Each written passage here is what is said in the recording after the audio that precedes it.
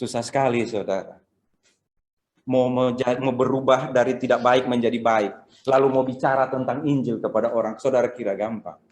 Setiap di angkot saya bicara tentang Yesus. Diludahi. Nggak ada masalah. Bangga banget dulu kalau digituin. Pernah diusir. Ngapa? Oh, senang banget. Dia pulang bilang begini, akhirnya kita bisa melayani Tuhan. Padahal kebanyakan bodoh, saudara. Bukan soal berkat. Bikin bodoh. Nah, Paulus bilang, keyakinan yang kokoh. Kenapa? Ini ada sebab-sebab begini, sebab. Pernah lihat ayat 16. Sebab aku mempunyai keyakinan yang kokoh dalam Injil. Sebab atau karena Injil adalah kekuatan Allah. Sebab di dalamnya nyata kebenaran Allah. Itu ayat yang ke-17.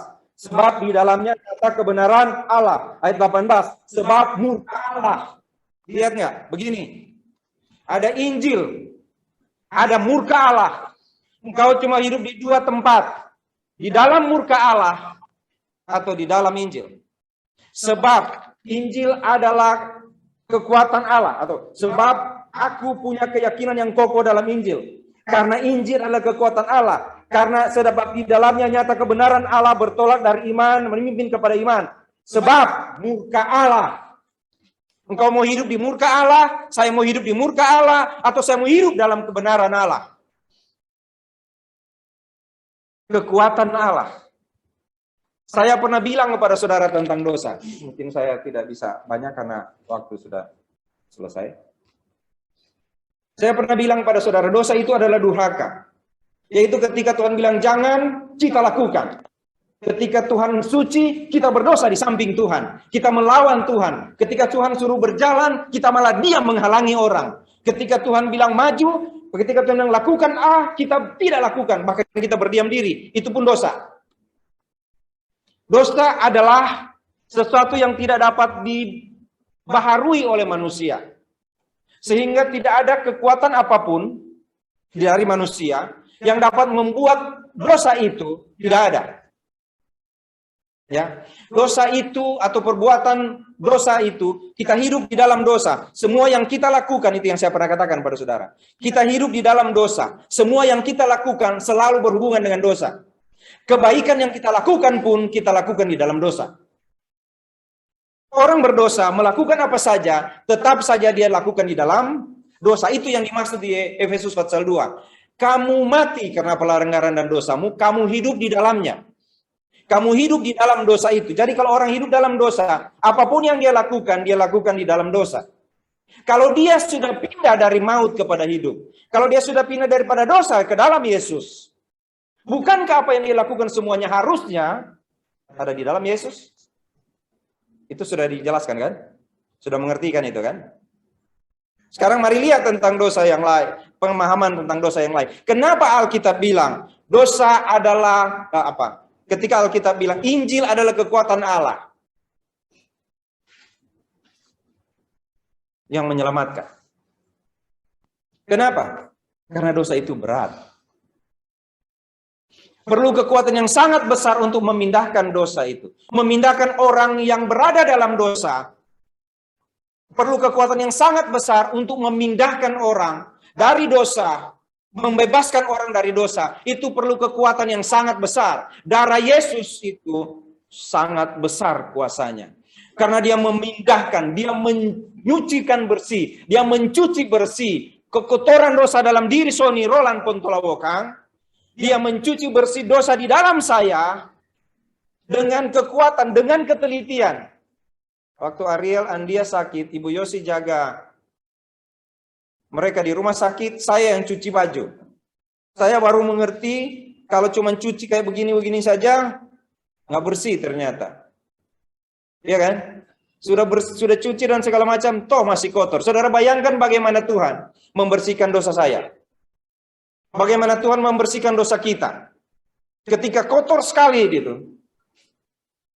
Ya kan? Kalau sangat kotor dosa itu.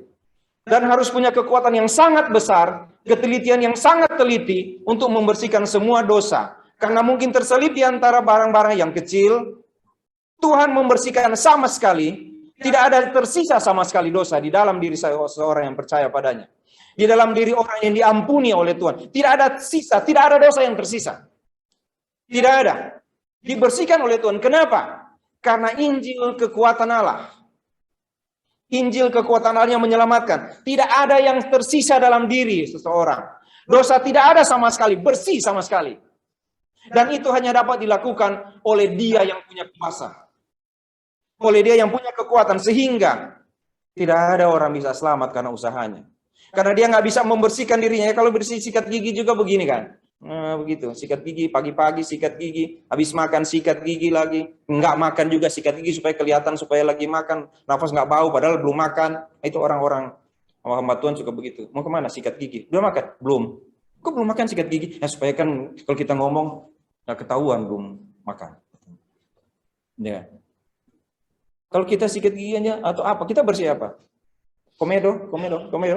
Yang hitam-hitam itu? Yang ibu-ibu? Bukan ibu-ibu, remaja. Satu, angkat. Datang lagi, ada lagi. Itu yang gitu aja ribet. Nah, dosa ada di mana? Dosa ada di mana? Di sekujur tubuh. Cuma di kulitnya itu dosa. Tadi mandi pakai apa? Sabun. Itu kan cuma gini-gini. Sebenarnya kadang-kala nggak bersih, yang penting wangi. Kadang-kala soalnya orang mandi nggak bersih kok, itu cuma yang penting sudah bau-bau sabun. Ya kan, makanya saya dulu supaya kelihatan mandi saya cuma taruh sabun mandi di kepala lalu keluar. Udah mandi sudah. Woi, udah. Udah mandi. Taruh begitu kan. Atau pakai minyak wangi. Kita dulu pakai mandi namanya mandi 100. Itu ada tuh saset itu kan. Beli itu lalu jalan. Saudara bayangkan membersihkan itu perlu apa? Kekuatan yang hebat, perlu ketelitian yang. Nah, setelah sudah dibersihkan, kan sudah bersih ini. Taruh di mana? Babi kembali ke kubangan. Gitu. Taruh di mana kalau sudah bersih? Tuhan taruh di kemuliaannya kan? Ya kan? Di tempat yang mulia kan? Benar kan? Tahu nggak tempat yang mulia? Kalau sudah taruh di tempat yang mulia, mau dibuat apa itu? Cuma dipajang begitu aja? Hah? Kalau saudara punya sesuatu yang ini, yang saya bilang kalau ada anting aja goyang-goyang. Kenapa ibu sakit kepala? Iya, agak sakit-sakit. Padahal mau tunjukin anting. Saya kan waktu lalu pakai jam, nggak ada orang lihat. Saya tanya, jam berapa ya? Kok nggak ada orang tanya jam ya? Ketika Tuhan sudah bersihkan, dia bilang, aku sudah kuduskan kamu satu kali dan untuk, kita bangga sekali kan kalau sudah dikuduskan satu kali dan untuk selama-lamanya. Tapi tahu nggak prosesnya itu menguduskan kita? Beda antara cuci motor busuk, motor lama, motor saya umpamanya, sama yang cuci motor baru. Beda kan? Kalau motor baru kan dia perlu, kalau yang sudah berantakan, taruh situ. Pak, nanti cuci. Iya. Sudah Pak, 15.000. Tapi kalau yang bagus, benar kan? Begitu juga mobil yang biasa-biasa, angkot, truk, apalagi truk yang 10 bola itu. 10 roda apa 10 bola? 10 bola. Yang gede itu, yang hijau angkat tanah itu, yang penting tanahnya udah selesai, mau kotor. Tapi coba kalau kayak mobil saya. Mobil saya di rumah itu.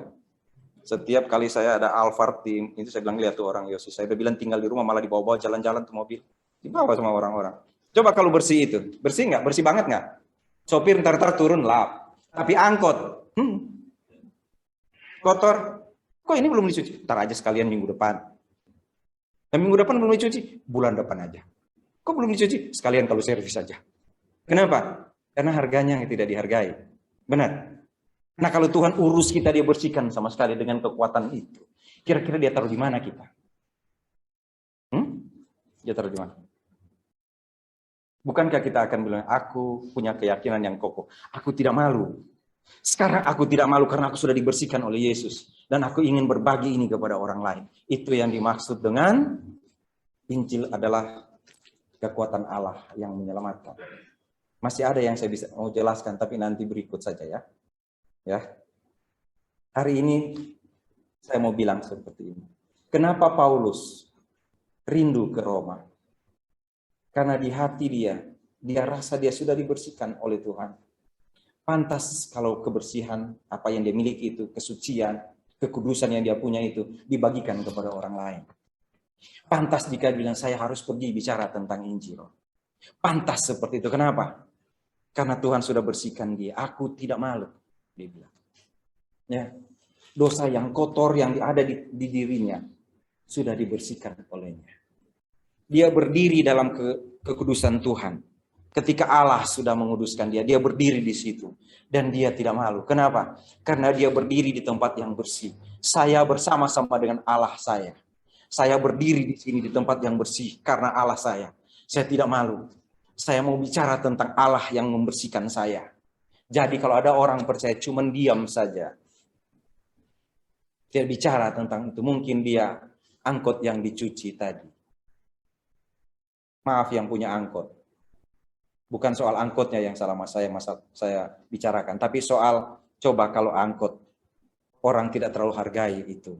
Karena bukan punya dia cuma sopir di situ. Tapi kalau yang punya, tartar lap, tartar bersih, cek ban, sampai klakson, cek lampu, cek semua dicek.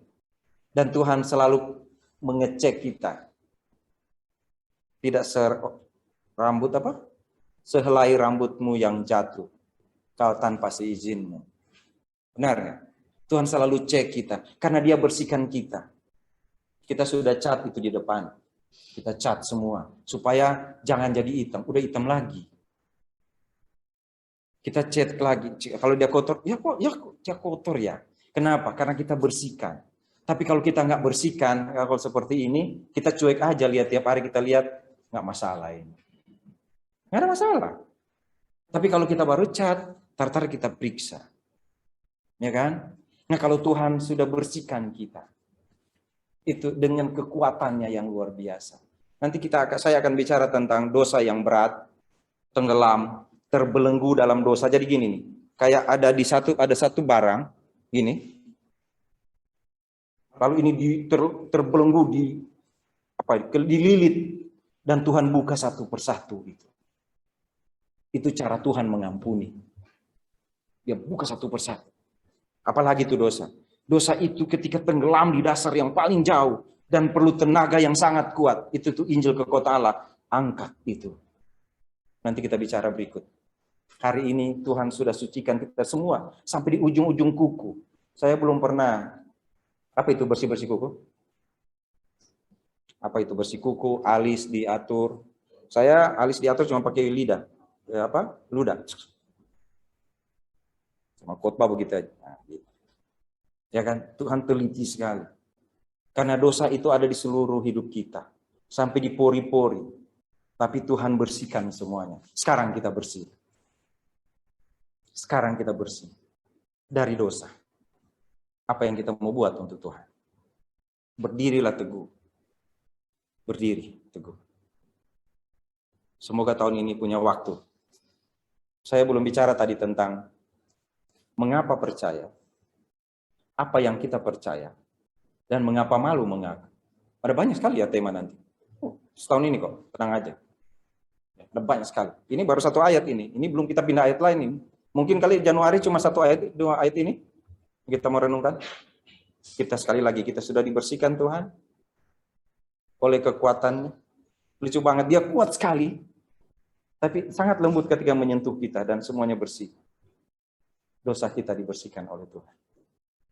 Dosa 2021 sudah dibersihkan Tuhan. Tapi kita akan selalu ingat, ya waktu itu saya berdosa. Dan itu sakit sekali kalau ingat. Dan orang lain akan bantu saudara untuk mengingat dosa itu. Masih ingat nggak dulu Pak Das? Yang dosa kamu itu. Ya kan? Tapi tolong ingat, Tuhan membersihkan. Mari kita berdoa.